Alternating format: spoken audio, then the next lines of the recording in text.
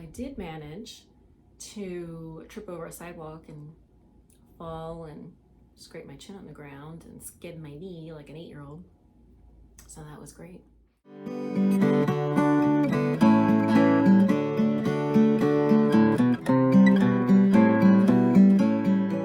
Hey everyone, welcome to episode 58 of the Hilo Stitch podcast. I'm your host, Kristen, and I'm here to talk to you about, what else? Knitting. I will also be talking about all things knitting and yarn related and maybe not so knitting and yarn related. So if you don't know me already, my name is Kristen Janik. I'm a semi-retired knitting pattern designer, a knitting instructor, and an all-around knitting enthusiast. I am podcasting to you from the Maryland suburbs of Washington, D.C., where I live with my husband, 2 little boys, a dog, a cat, and a fish who continues to live. When I am not knitting, you can find me sewing, doing yoga, vegetable gardening, drinking wine, but it is mostly about the knitting, so let's go ahead and start talking about it. All right, I have not recorded a podcast in quite a while, since the end of April. I try to do at least 1, if not 2 podcasts a month, and stuff happened, and so I did not get to do an episode in May. Maybe I'll get into that a little bit later.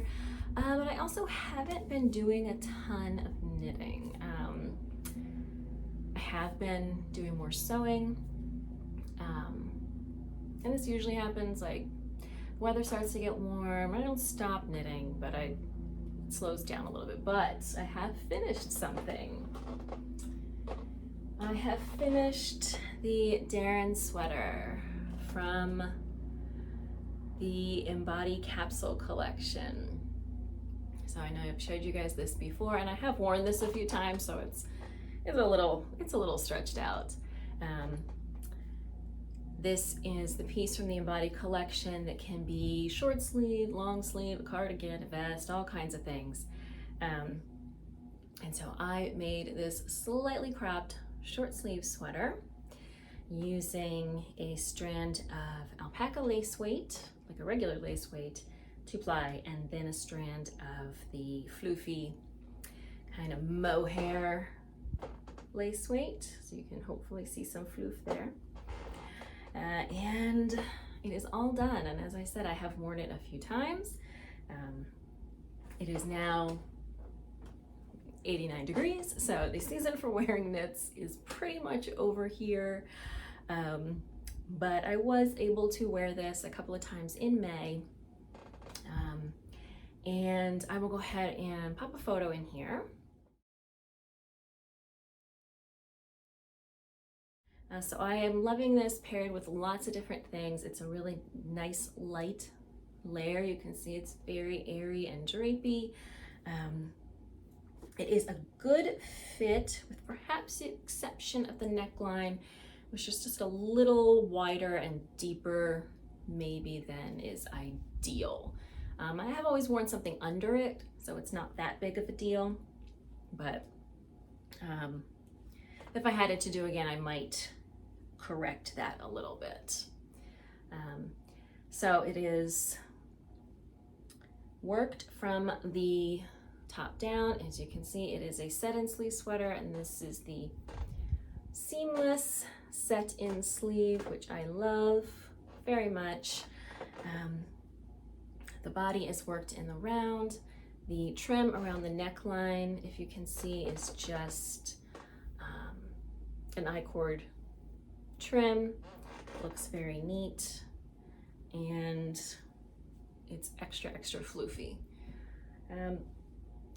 I'm a little sad that the time to wear it is over, because it really does pair well with quite a few different pieces in my wardrobe. But hopefully by October we'll at least start having some sweatery weather again, and I'll be able to bring it back out. The floofy that I used is the mohair silk blend, which is fine, but I also find it a little more prickly than a Surrey alpaca silk blend. So I don't really like to wear it right next to the skin. It's not so much itchy, it's just prickly. It just, I don't know, 6 of 1, but they seem slightly different to me. I love this fabric holding the 2 lace weights together. You can see there's like a little bit of a subtle variation in the color. So overall, wonderful, versatile piece to add to the wardrobe. I may at some point do a long sleeve version of this. The cropped length works really well for me because I am short-waisted, so it's not actually that cropped. It kind of hits just above the waistband. Overall, love this. Sad I can't wear it anymore though. That's the only thing I think I have finished. I have started a couple of things. So I just barely started my Slanting Slipover. So this is something that I've talked about before, that the designer is not really on Ravelry. She has her own website, and I think she is Norwegian or Danish or something Scandinavian. But it also is available in English, and the patterns are available in English. And because it's not really on Ravelry, it's not in my Ravelry queue, so I kept forgetting about it, but I did finally go ahead and cast it on. I have only worked this much. So this is a slipover, kind of a sweater vest pattern, and I've only worked just the neck, which is in a twisted rib. And this is kind of where I stopped, because now I have to like do other things, like put some stitches on a holder and start increasing and decreasing, and just haven't been in the right mind frame to do any of that. So far the only change, I haven't done it very much, but so far the only change is that I did not do, I guess, the Italian cast on, which is what's called for. I just did an alternating cable cast on, which I think maybe doesn't look quite as nice as the Italian cast on would, but is much less fiddly and still blends in really nicely with the twisted rib. So I am using Deren Natura Gilead for this in the Sage colorway. So from here it looks kind of uniform, but if you get up close you can see some, I hope, color variation in there. And I have, I want to say 3 balls of this, which should be plenty, but we shall see. So again, obviously I have not made a ton of progress on this, but it is at least on the needles after I've been eyeing it for quite a bit of time.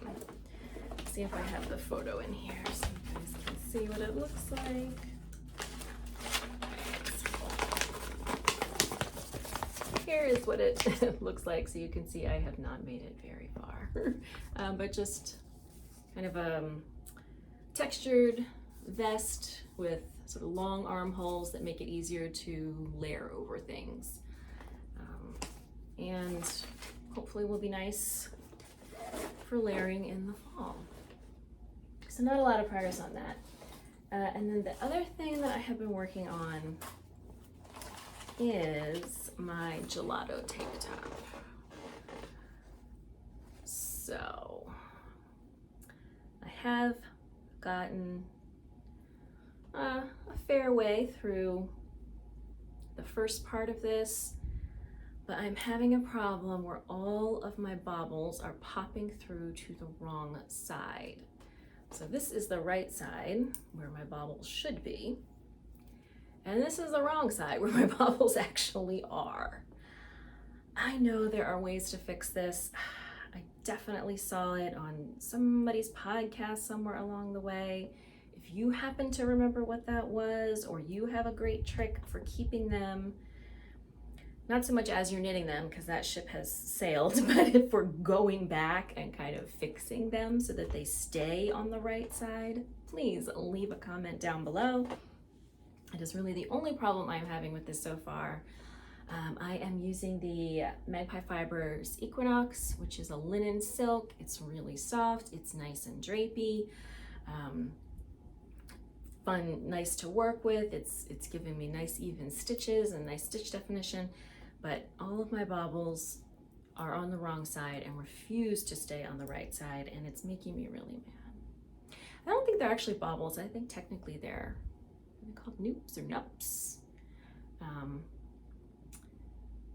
Because it's just like you pull up 7 loops and then knit them together from one stitch. Regardless, they're not staying where they're supposed to be. So that is really the only problem I'm having with this so far. It has been not moving super fast. This is my like TV knitting, but because I've got to read a chart and keep track of the shaping directions, it requires a little bit more attention than I usually pay. I should probably pick something else for my TV knitting, maybe, because this is requiring a little bit too much focus, so I'm not getting as much done. I put maybe 8 more rows on it last night. So once sort of that part, this center neckline part here, which is what this is, once that's done, it's pretty straightforward. So maybe if I just get through that part, then I can return it to being my TV knitting. I would like this to be done in the relatively near future, as now is the appropriate season to be wearing it. Let's see if I have the photo.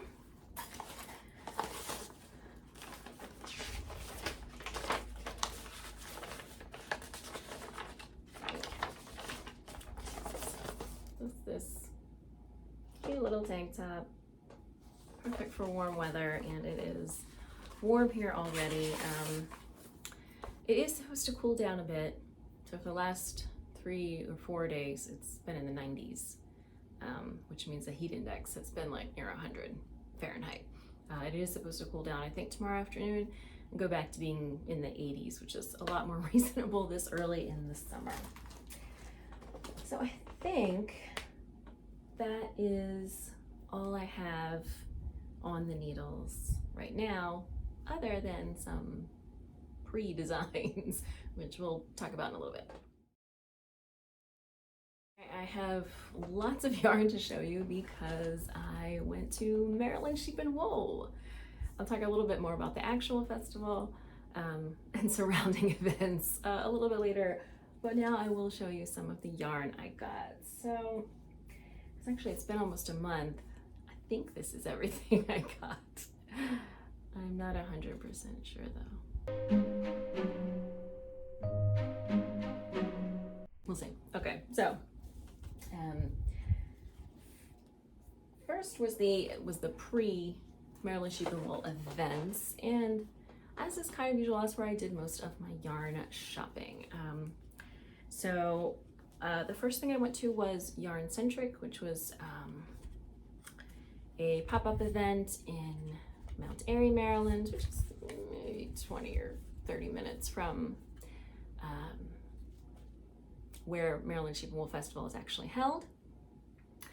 And it is outdoors, which is very unfortunate because it was very rainy.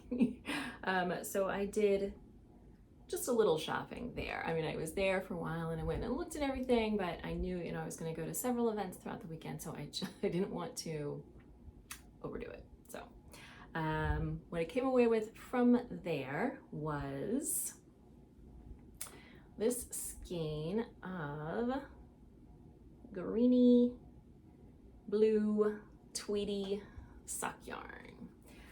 This is from Rising Tide Fiber Company, and it is called Spruce It Up. So it is a little bit more maybe green than it is looking on the camera. It's definitely more green than blue, but there is a little bit of variation in there, and it is a tweedy yarn. So more and more these days when it comes to sock knitting, I'm usually just knitting pretty plain socks. I might knit some non-Euclidean socks, which is a pattern by Sarah Jordan, and it's just a basic sock with a very unique and interesting heel, or plain vanilla socks and use some self-striping yarn, just keeping things very basic. And while I have lots of socks with lots of color changes and stripes and things, I don't really have any sort of staid, normal looking socks. And I thought, well, wouldn't a nice pair of like tweedy socks be fun? Maybe they, you know, are just kind of peeking up over your boots or whatever. So I decided to go for something a little more toned down, because like I already have so much variegated yarn. And this caught my eye. I believe she is in Annapolis. I will double check, and obviously I will link to her shop in the show notes, but I believe she might be in Annapolis. It does not say. Okay, so but this is her tweed fingering, which is superwash merino and the Donegal nips. It's 400 yards. Perfect, standard, cute, tweedy, fallish socks will definitely be in my future for this. I did pick up something else at Yarn Centric, but it was not yarn. So I also got this really cute project bag. Of course, now I'm starting to sew, so I suppose I could just learn to make myself a project bag. But I didn't. I just thought it was cute and, you know, support small business. So this is by, I'm not sure how to pronounce this, but this is the name. And it is just, it has a nice flat bottom. You could probably use it for socks. I am using it to have all of my sewing tools kind of at hand for while I'm sewing. So I was like, Nadia, I'm not even using it for knitting. So right now it has my reading glasses, my whatever this thingy is called, the rotary. It's not a cutter, it just like traces the pattern thing. My bias tape maker, my marker, my washi tape, which I use to mark my seam allowances on my machine. And then also I'm usually having my little snips in there and my seam ripper, and my fabric shears. Right now I just have the protector for my fabric shears. Anything else? I think those are the things. Oh, and maybe some chalk is what I'm usually having. So it's all here and at hand while I am sewing. But I love this cute little, I don't know. I am a grown woman, but when it comes to project bags, I really like when they have cute animals doing people things, and I don't really know why. But like there's a owl wearing a scarf and a rabbit on a bike and a fox that appears to be carrying a tea kettle to a picnic with a raccoon. I don't know, it's just all very cute. So I also got that at Yarn Centric. And then after that, I went over to Magpie Fibers grand opening of their new, what's it called? Satellite? No. What's it called?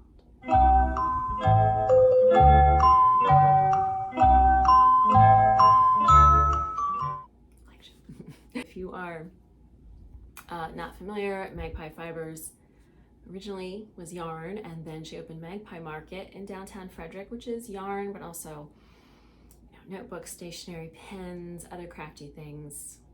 And now she has opened this even bigger flagship store in a building that used to be a bank. And it is much bigger. It has a lot of space. It's big and open, and she has her own yarn. She has some other yarns. She has some sewing stuff and some other kinds of crafts. And it is big and beautiful. And so she was having a grand opening during the weekend in Maryland Sheep and Wool. So I stopped in there, and the first thing that I grabbed was a skein of the exclusive yarn that Lola Bean Yarn Company dyed for the event. So this colorway is called Black Beaver. So if you're not familiar, Magpie Fibers has a bunch of beaver colorways, which I have quite a few of myself in different variety of bases. So this is the one that Lola Bean has added to the collection. And this base is it's a sock yarn. It's 60-20-20 merino yak silk. So it might be a little too fancy for socks. I guess I might have to decide about that at some point. For now, of course, I have no immediate plans for it, anything specific that I would do with it, but I do have it, and I love, love, love, love all of these colors together. So she had this in the fingering weight. I think she also had a DK weight there, and then actually I did see her there. I did not say hi because I'm socially awkward, but I saw her there, and then I saw her at the Knot House later. I still didn't say hi though. Anyway,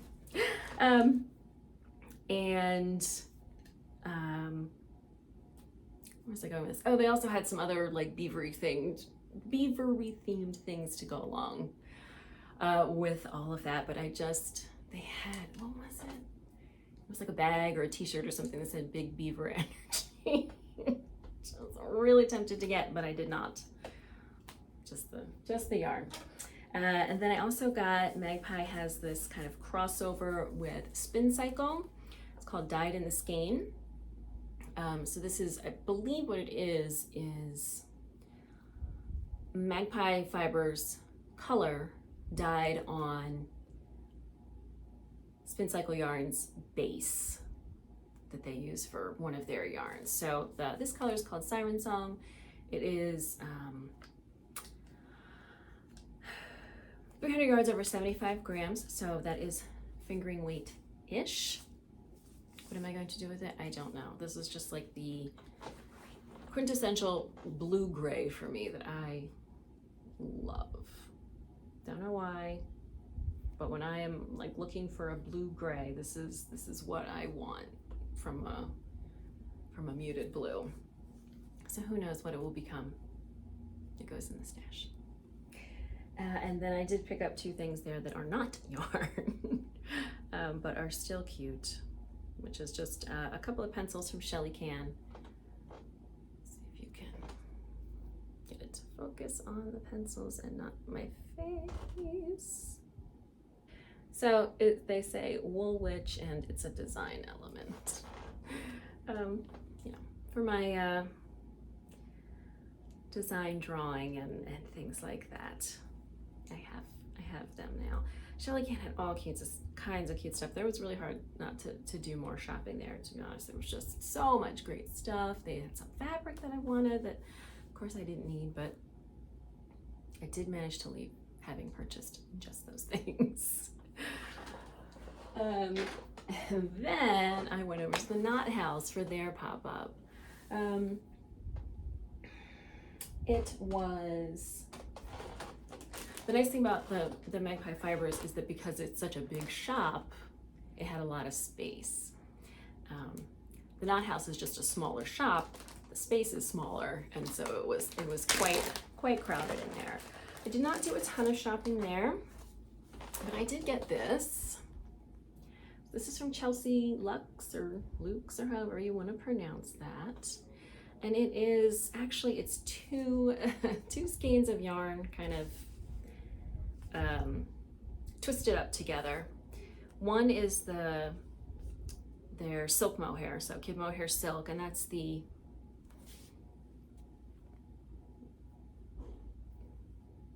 this part here that looks like kid mohair silk, and then the other one is this kind of slubby art yarn boucle something, which is called Cobblestone.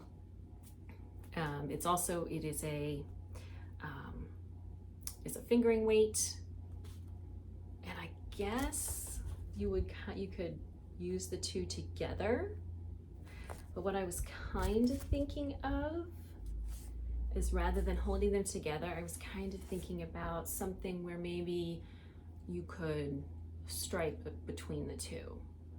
I don't know, maybe a shawl or a t-shirt or something. Of course, if you're doing a t-shirt with this very thin silk mohair, that maybe would be a little bit see-through, but that's kind of where my mind was when I got it. I love these little twisty bits. I don't spin much as it is, but I don't know how they do these kind of art yarny bits. But I just thought it was really fun. I love the colors. So is the color written on here? The color is called, at first I thought it said bathroom, but what it says is buttercream.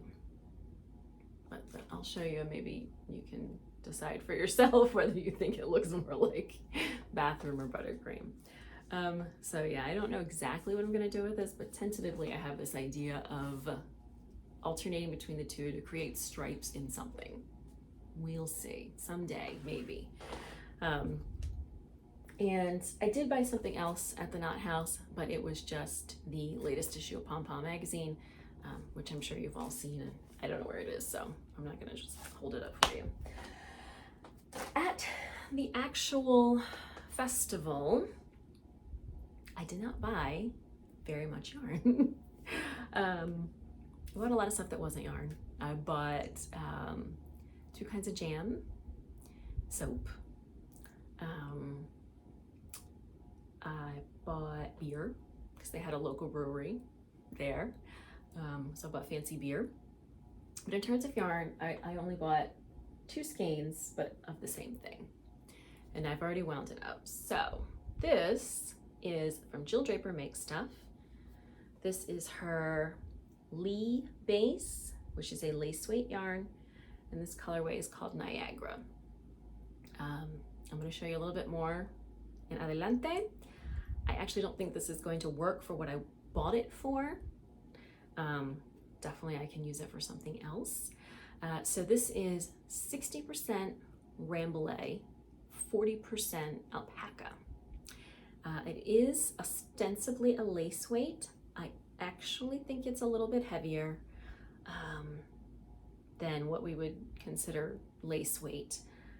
It's not as heavy as a fingering, but it is just, I just don't think it's quite thin enough for lace. Maybe that's just my perception. I also think, you can see here maybe, it's a little bit overspun.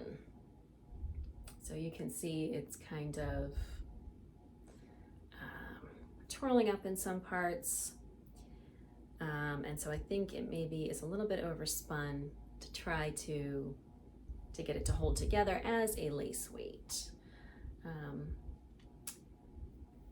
While I was winding it, it snapped only once, fortunately, but that got me a little bit concerned about how sturdy it was.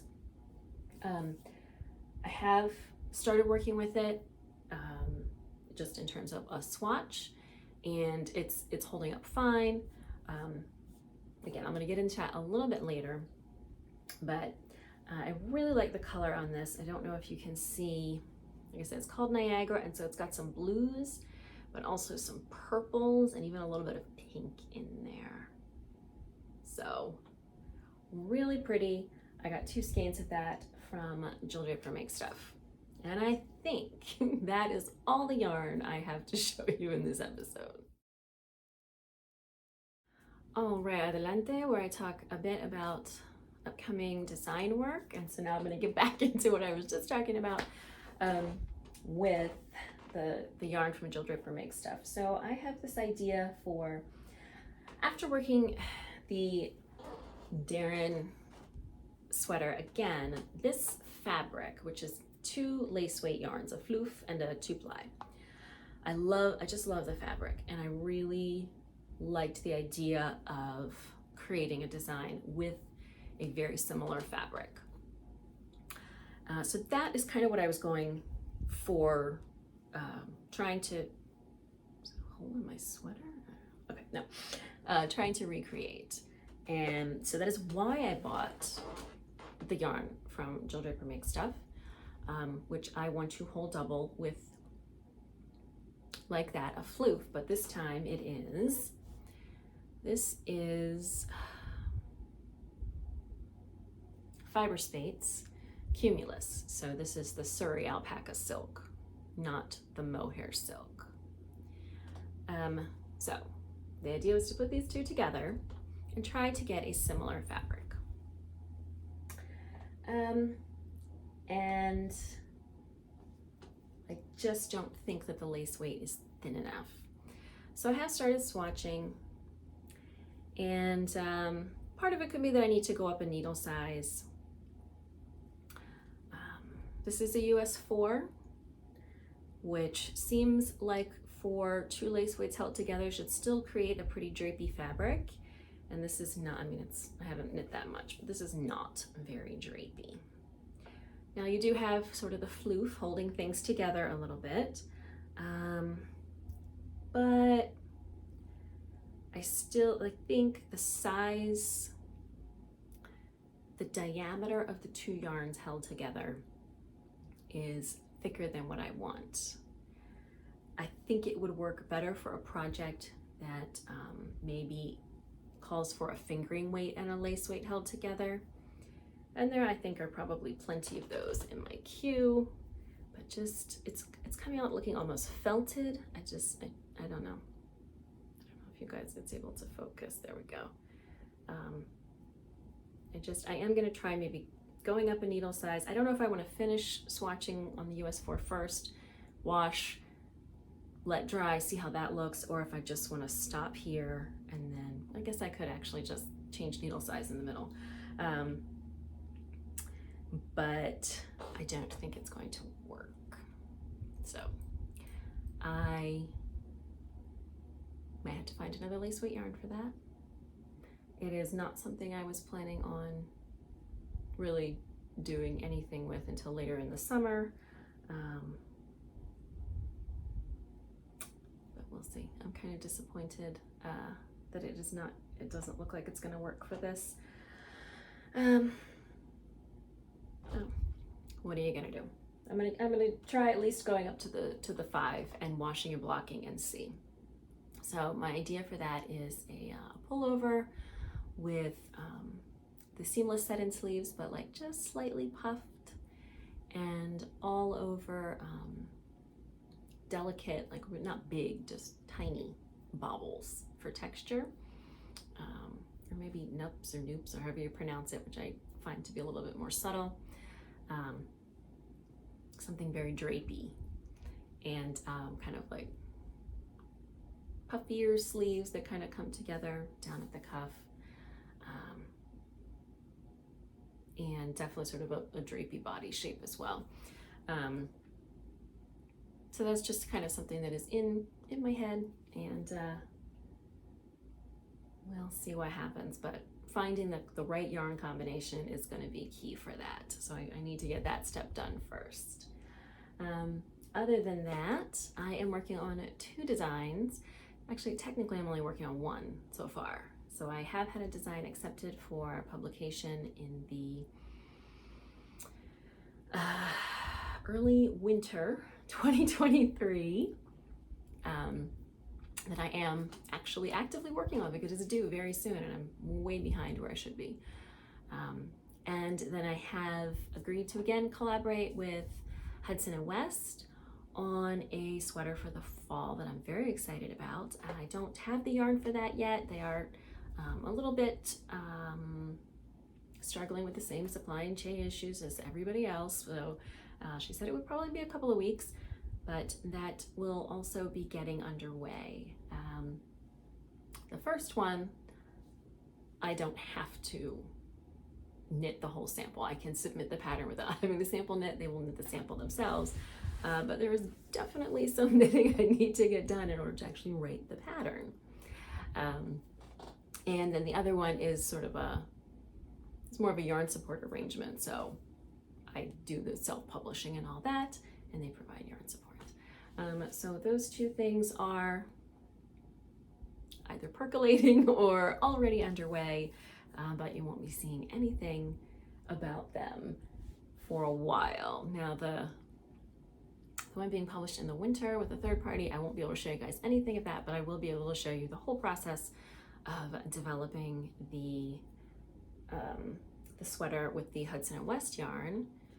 And I believe I showed you in the previous episode, episode 57, my sketches for that. So if you want to go back and check that out, you can find more about that there. And I think that's everything so far that I have underway. News and events. First thing I want to tell you about quickly is that on Monday, my free 5-day Better Sweaters Challenge starts. So if you are interested in getting 5 free better sweater knitting tips delivered right to your inbox, and if you want, working a miniature sweater to practice your sweater knitting techniques, make sure you sign up at the link in the description box down below. This is totally free. You just put in your email address and then you'll get 5 emails from me that walk you through knitting a miniature sweater, just lost the sun, that also makes a nice beer bottle cozy for the summer, and along the way learning some tips and tricks for better sweater knitting. And incidentally, when you sign up for the Better Sweaters Challenge, when it's all done, you will get an exclusive discount code for my Sweater Siren e-course, which will be offered live again this summer. So if you are a sweater knitter interested in some sweater knitting tips, or a beginner sweater knitter that really is looking for some guidance, or somebody who is experienced but struggling with getting sweaters to fit, any of those things, make sure you sign up for that. Link in the description box down below. Now, Maryland Sheep and Wool. I did go to Maryland Sheep and Wool, and I am gonna pop in a little vignette here of my Maryland Sheep and Wool experience for you.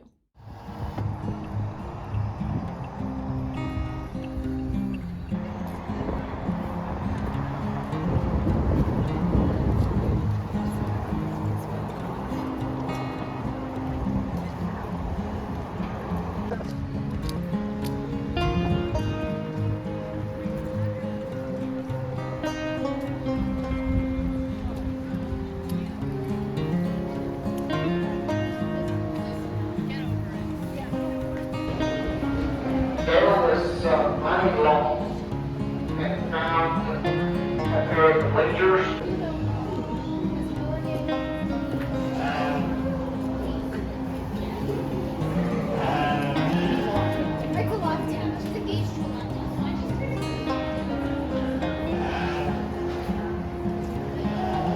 Hello there. Hello, bud.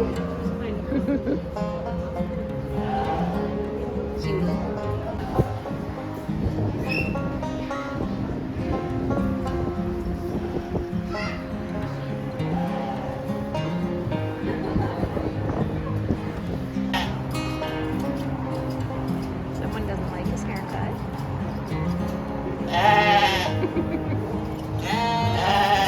Oh, are you next? You're not happy about it?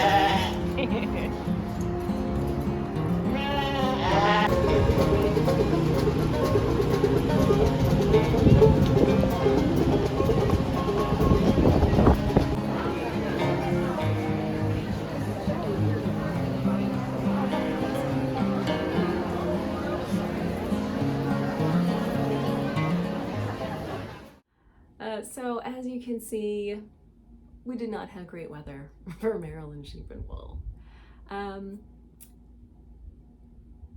The Sunday weather ended up being better, but because Sunday was Mother's Day, I could not go on that day. So I went on Saturday. Because it was rainy and cold, opted to leave the kids at home, which I felt bad about because I think they love seeing the sheep and getting carnival food and stuff, but it was just so miserable. Yeah, it was cold, so at least got to wear some knits, but everything was wet because it poured absolutely the day before, and it was kind of like a drizzly, misty all day. That part was not fun, but I did get to pet a lot of sheep and see a lot of yarn. One of the things that I guess is a little disappointing is that, you know, the festival has been virtual for the last couple of years. So having it back this year, it would have been nice if there were like more new new vendors or new faces. It was still just a lot of the same stuff. You know, a lot of Maryland sheep and wool is, well, things that have to do with raising sheep, which I like sheep, but I don't raise them. And then just there's a lot of stuff that just doesn't have anything to do with anything. Just very odd. There's a lot of like homey, handcrafty stuff, which certainly they have plenty of people buying things up. That's not really of interest to me in general. So, but it would have been nice to see maybe some new faces there, something new and different. But it was still, I was there for a few hours. You know, had the weather been better, certainly I would have stayed longer, maybe brought a blanket and, you know, sat outside, but no, the weather was not good at all. And the weather the day before, when all of the pre-events were happening, was even worse. So the entire time I was at Yarn Centric, it poured. So this was outdoors, but everything was under, either under a tent or under an awning. But it just, I think it would have been a much more fun event had people just not been running around with umbrellas and splashing through puddles. It just, it wasn't the kind of like, yay, Maryland sheep and wool's back and I'm excited for all of these pre-events, because it was just like pouring rain and nobody's excited to walk around in the rain. But it was still cute, and I hope maybe next year they'll get better circumstances for their event. By the time I got to Magpie Fibers, and I think the Knot House, it had stopped heavily raining. It was just kind of misting. But I did manage to trip over a sidewalk and fall and scrape my chin on the ground and skid my knee like an 8-year-old. So that was great. Not because of the rain, just because I was like trying to type something to my husband on my phone. I had my umbrella in my other hand and I just wasn't paying attention and I just tripped over a curb. So I'm very graceful that way. Fortunately, I don't think anybody saw me.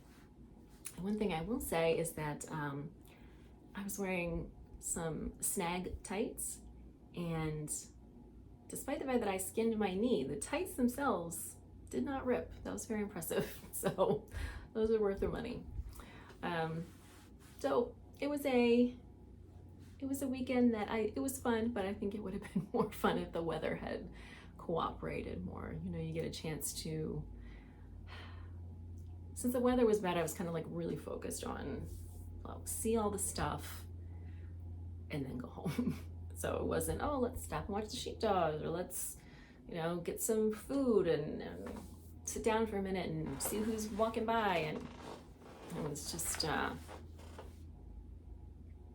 not a great environment for that kind of thing. And the last event I want to tell you guys about is that Saturday, June 11th is Worldwide Knit in Public Day. And if you are in the DMV, that's the District, Maryland, and Virginia, there is a fiber event being held at National Harbor. I already have to go to a family party that I agreed to go to before I realized that it was Worldwide Knit in Public Day, so I'm gonna have to miss it, but it looks like a really good time. So I will include a link to that in the description box and down below so that you can check that out if you are in this area on June 11th. All right, sewing. I have been doing quite a bit of sewing, partially because it's Me Made May, and so it's been a very sewing friendly, or was Me Made May. It's been a very sewing friendly month, and partially because I haven't had as much motivation to knit, but sewing is a much more instant gratification kind of thing. Not instant, but it's certainly faster than knitting. And when I start getting things done, then I feel more motivated to do more things, which is true with knitting, but it's a lot harder to get stuff done. So I did finish my woolfork dress, and I will pop a photo in here. So this is the dress from the Embodied Capsule collection by Jacqueline C. Slack, which is also where the Deren sweater came from.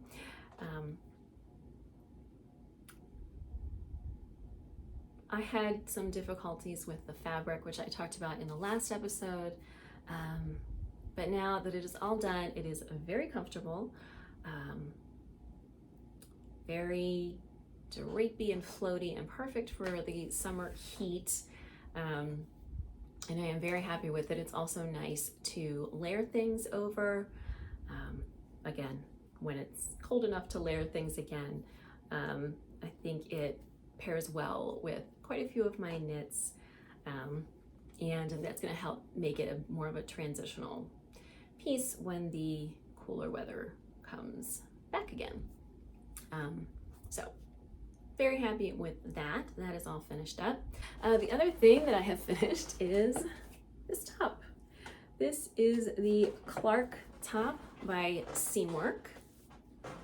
So when you first look at it on their website, it looks just kind of like a regular tank top, fine. But they also give the option to cut the fabric on the bias, which means, as we know from knitting, diagonally. And I had purchased this cotton wall on sale from fabric.com, and you can see it has these kind of thin textured stripes, and I thought, perfect, I will try this cutting on the bias thing. It's going to be great because it's going to create, as you can see here, this V shape all over, and I think it looks really cute. I did screw up I misunderstood the directions for joining the shoulders, because this has, as you can see right here, the top half of this is lined, which in my case is especially good because my fabric is see-through. So the lining only comes down to here, and the way you put it together is so that all of your seams are supposed to be enclosed in between the two layers. I misunderstood the directions for the shoulders, so I screwed that up. I was able to kind of jury rig a fix, and they look okay. And they look, you can see they're a little uneven, but mostly they're fine. My hair usually covers it, and I'm definitely gonna make more of these, and I'll know how to do it for the next time. So other than that confusion, this was actually really straightforward. I think I cut the fabric one day and sewed almost the whole thing the next day, and then finished it the next day, even with having to go back, and I had to redo part of the join on the side body, and then I had to redo the shoulder, and it still worked really well and was really fast. So I already have some fabric left over from another project that I have enough to make another one of these, and I'm definitely going to do that. And then the last thing that I have finished are these really cute shorts. So this is, pattern is called Emerson. It is for both shorts and pants. It's by True Bias. I love this little fabric. So from far away, it kind of looks like polka dots. When you get up close, you can see it is these little brown, two different shades of brown crosses. Really cute. So these have these adorable little, not really pleats, like tucks in the front on both sides. And this is the first time, mostly unintentionally, I just didn't have the right color. I used a slightly contrasting thread here. So I went extra slow so that all of my visible sewing lines would be nice and neat. So I've got some loose threads here that I just finished these yesterday. and I really got to trim some loose threads, and I haven't even washed them yet. So the front has this sort of straight waistband. The back is an elastic waistband. I did have to make an adjustment on this. I sewed it up and they were a little too tight. And I had the elastic ends like right about here in the front waistband, but I had pulled it too far forward. So I had to kind of go in, push it back, and that gave me enough space that rather than I didn't have to cut a whole new piece of elastic.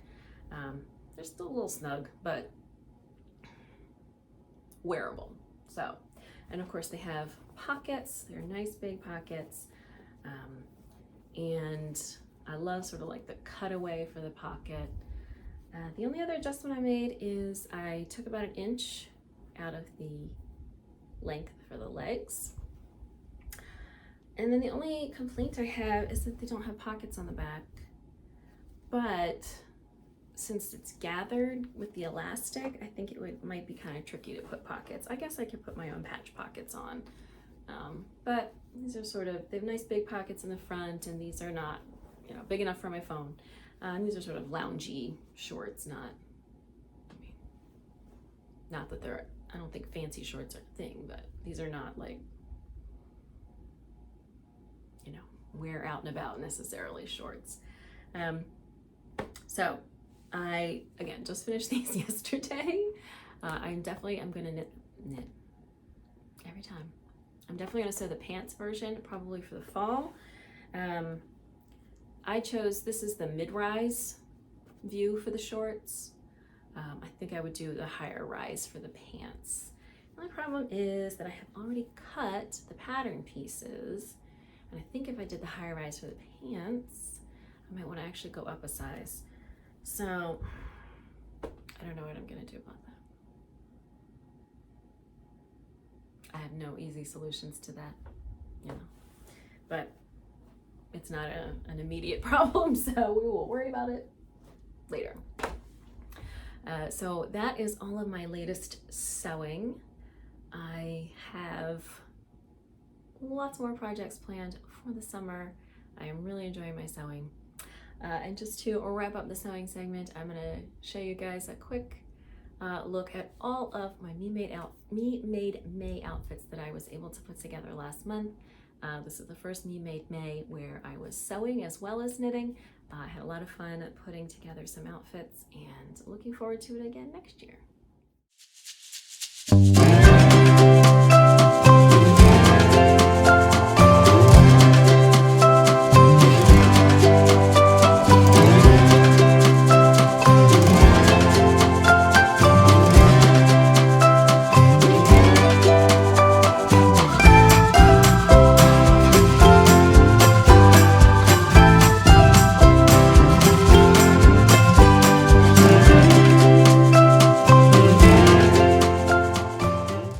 Thank you so much for joining me for episode 58 of the Hilo Stitch podcast.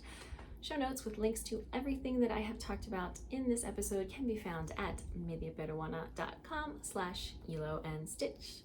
A special thank you to my Patreon patrons for keeping the podcast and the whole Media Peruana Knits channel up and running. If you are interested in getting some behind-the-scenes sneak peeks and perks and other goodies, you can find more information at patreon.com/mediaperuana. I do have a couple of new videos here on the channel for you to check out. I recently did a tutorial on 5 sock knitting tips as well as on the magic loop method, so be sure to check those out. And don't forget to sign up for the 5 Days to Better Sweaters Challenge. That link is in the description box down below. Here on YouTube, if you can like, subscribe, leave a comment, share with your friends, hit that bell icon, all of those will help expand the reach of the channel and are greatly, greatly appreciated. If you are looking for me on social media, you can find me on Ravelry and Instagram as Media Peruana, and I will see you next time.